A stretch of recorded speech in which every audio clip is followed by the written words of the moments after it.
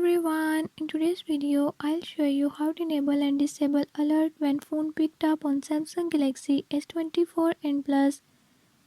In this video I'm gonna show you how to enable and disable it. Before I start, if you are new to my channel, don't forget to subscribe and hit the bell icon. Watch complete video and learn how you can do it. Let's watch the video.